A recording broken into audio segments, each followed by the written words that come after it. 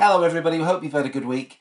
Protection claims season started and several life offices have started to publish their claims. Do you ever actually use any of this content? I know some of it can be a bit dry as it all has facts and figures, but collectively these claims reports do give a really good report on our industry and the fact that claims do actually take place. Let me take you through a few highlights I've been reading this week. Now, starting with the Exeter, you'll know that the Exeter Income Protection Specialists, who also happen to have a really good life cover product for your more difficult to insure clients. Looking at their claims report, they paid out 93% of claims in 2021.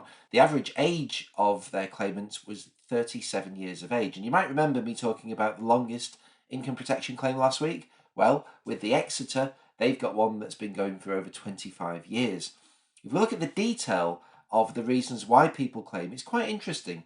Musculoskeletal, bad backs, I guess, was the biggest reason for claims at 38.4%, but COVID was the second reason why people claimed on their income protection policy with the Exeter last year. That was 20.9% of all their claims.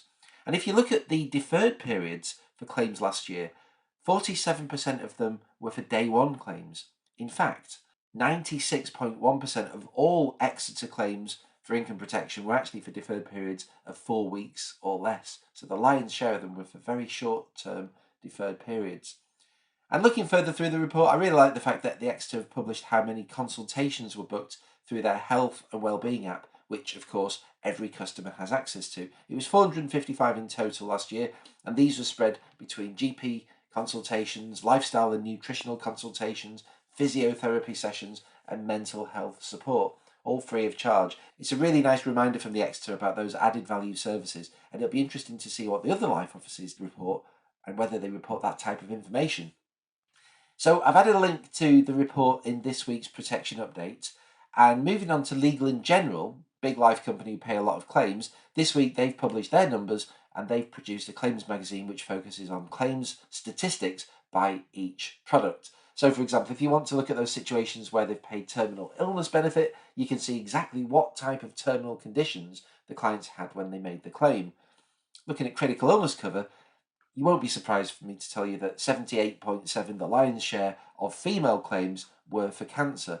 But for males, it was just over half at 51.5%, where the reason for the critical illness claim was cancer. The report does show that males were suffering a significant amount of heart-related conditions at 24.3% compared with just 3.3% for females.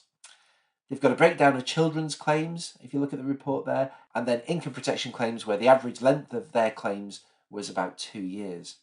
Now, I'm reading further through the magazine, they break down their own claims paid into the age groups, and you can see how long the clients had their policy before they made the claim. If you look at the 20 to 29-year-old group, they were making lots of protection claims, and they didn't have their policies in force very long before they needed to do so.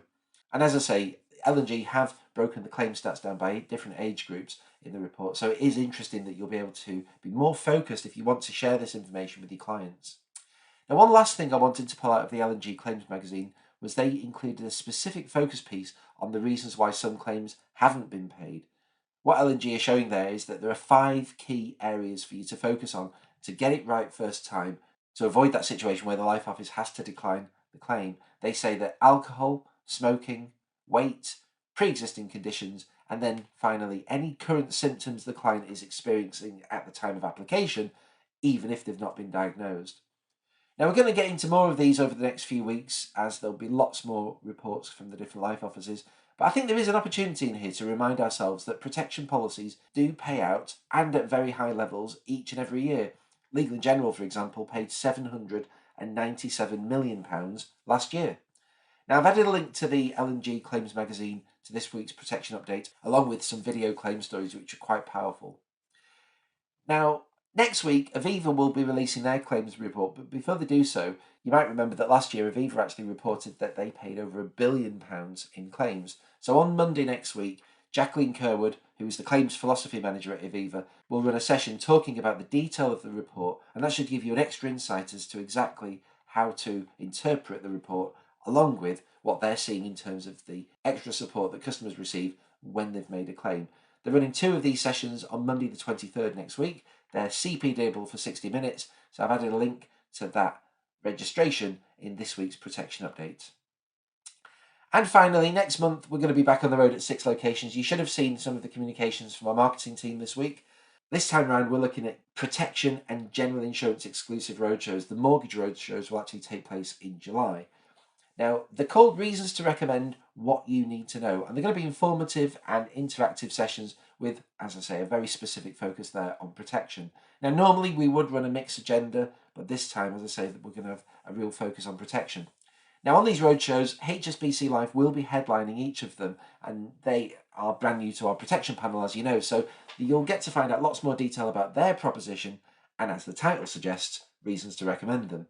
Now, they're going to take place in about a month from now, and we've opened the registration link, so you do need to register. On those sessions, we're going to have quizzes, we're going to have regional recognition, and Bob and myself will actually see you at each and every one of them. Now, just one more thing though. If you are in the southeast and you want to go to the London event, that will actually take place at Canary Wharf at the HSBC offices. They've very kindly offered us their presentation suite, which I've been down to see last week. Really magnificent, but there are little bits of extra security for everyone who attends. So the first thing is you do have to register. They won't let you just simply turn up on the day. If you're not registered, they won't let you in the building. We've only got 50 places as well, so do secure your place now if you want to attend. So I've added the registration link for all the roadshows all around the country on this week's protection update. They'll be in Manchester, Edinburgh, North East, Birmingham, London, and in Wales. So that's it from me once again. Have a fabulous weekend, everybody, and I will see you very soon.